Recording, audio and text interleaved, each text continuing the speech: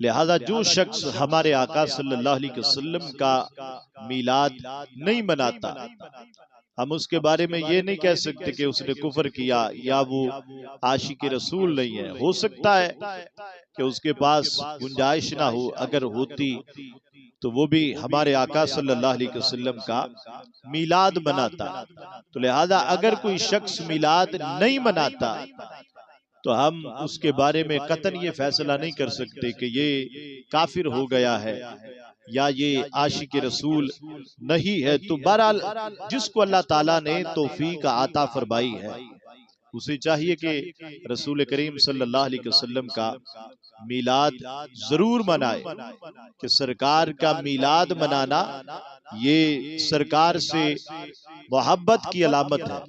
ادھر دیکھیں بخاری شریف کے اندر حدیث موجود ہے کہ ابو لہب کو جس وقت اس کی لونڈی صوبیہ نے، یا سویبہ اس کا نام تھا، آخر بتایا کہ اللہ تعالیٰ نے تمہیں بھتیجا محمد صلی اللہ علیہ وسلم عطا کیا ہے، تو اس نے انگلی کے اشارے سے سویبہ کو آزاد کیا تھا یا صوبیہ کو۔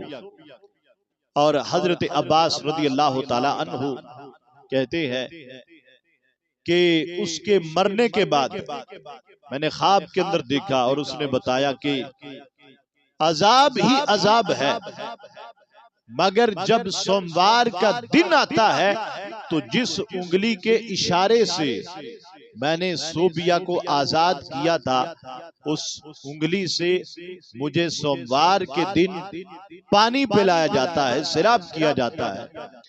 اب دیکھیں وہ گستاخ رسول بھی تھا اور پھر سرکار کا چچا بھی تھا، دشمن تھا، اور اس نے اللہ کے محبوب صلی اللہ علیہ وسلم کو رسول مان کر خوشی نہیں منائی، بھتیجا مان کر خوشی منائی، تو اللہ تعالیٰ نے اسے بھی محروم نہیں رکھا، کافر تھا، محروم نہیں رکھا۔ تو پھر اس امتی کی شان کا کیا علم ہوگا کہ جو نبیوں کا سردار سمجھ کر سرکار کی ولادت کی خوشی کا اظہار کرتا ہے۔ اس نے انگلی اٹھائی، اللہ نے محروم نہیں رکھا۔ تو جو سرکار کا میلاد منائے، مرحبا یا مصطفیٰ کے نعرے لگاتا ہو اور محفل میلاد کا انعقاد کرتا ہو تو اللہ جل شانہ اسے کیوں محروم رکھے گا۔ بہرحال ہمارے آقا صلی اللہ علیہ وسلم نے خود اپنا میلاد منایا اور میلاد کی محفل کو قائم کیا، کہ جب منافقین نے ہمارے آقا صلی اللہ علیہ وسلم کے نسب پر اعتراض کیا تھا تو آقا کائنات صلی اللہ علیہ وسلم نے صحابہ کرام کو جمع کیا اور ایک محفل میلاد قائم ہوئی۔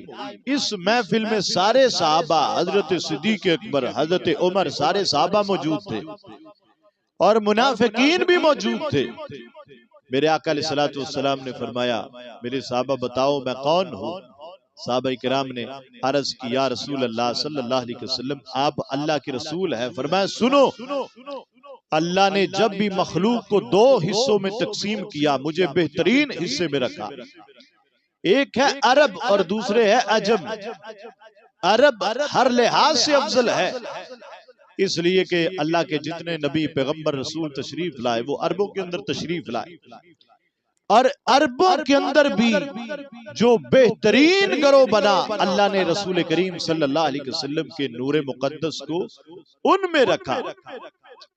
اور جب گھر بنائے گئے گھروں کے لحاظ سے بھی سرکار کائنات صلی اللہ علیہ وسلم کو بہترین گھر میں رکھا۔ سرکار فرماتے ہیں میں گھر کے اعتبار سے، نفس کے اعتبار سے تم سب سے افضل و اعلیٰ ہو۔ وہ کیا بریلی کے امام نے کہا تھا سارے اچھوں سے اچھا سمجھیے جسے، ہے اس اچھے سے اچھا ہمارا نبی، سارے اونچوں سے اونچا سمجھیے جسے، ہے اس اونچے سے اونچا ہمارا نبی، سب سے اولا و اعلیٰ ہمارا نبی، سب سے بالا و اعلیٰ ہمارا نبی۔ تو ہمارے آقا علیہ السلام کی نسبت سرکار کے گھر کو ملی، کائنات کے تمام گھروں سے سرکار کا گھر افضل ہو گیا، سرکار کا خاندان کائنات کے سارے خاندانوں سے افضل، سرکار کا قبیلہ گھرانہ سارے کائنات کے قبیلوں اور گھرانوں سے افضل ہے، اور رسول کریم صلی اللہ علیہ وسلم کے والدین کائنات کے سارے والدین سے افضل و اعلیٰ ہے۔ سرکار کی نسبت ہے، جس گھر میں آئے وہ گھر افضل، جس مہینے میں آئے وہ مہینہ افضل، جس دن میں آئے وہ دن افضل، جو کلام لے کر آئے وہ کلام سب کلاموں سے افضل۔ سرکار کے مقدس قدم صدیق اکبر کے مبارک کندھوں پہ لگے، سارے صحابہ سے افضل ہو گئے، زمین پہ لگے زمین افضل ہو گئی، آسمان پہ لگے سرکار کے مقدس قدم آسمان افضل ہو گیا۔ اور جس امت میں سرکار تشریف لائے وہ امت ساری امتوں سے افضل ہو گئی۔ امت کی افضلیت کی وجہ یہ نہیں ہے کہ اس امت میں بڑے بڑے ڈاکٹر ہے، انجینئر ہے، سرمایہ دار ہے، بہادر ہے، جنگجو ہے۔ تم خیر امت، تم بہترین امت ہو کہ اللہ نے تمہیں سارے نبیوں کا سردار عطا فرمایا، ان کی نسبت ملی۔ اور کیا چاہیے، بن گئے امتی اور کیا چاہیے، یا نبی کہہ کے جب دی صدا بات بگڑی بنی، اور کیا چاہیے۔ اور بعد مرنے کے اے تیری قبر میں ریاض، آ گئے خود نبی اور کیا چاہیے۔